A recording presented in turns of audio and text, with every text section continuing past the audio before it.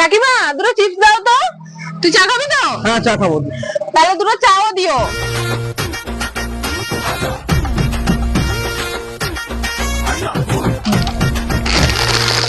নে চিপস চাটা নে।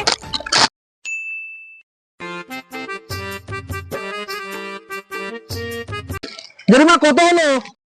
হয়তো 20 টাকা হয়েছে।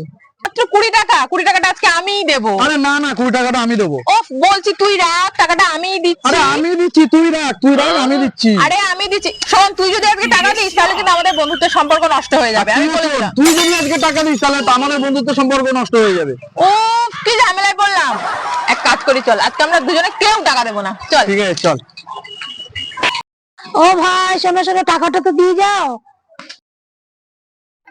তুমি কি চাও তোমার 20 টাকার জন্য আমাদের বন্ধুত্ব সম্পর্কটা নষ্ট হয়ে যাক?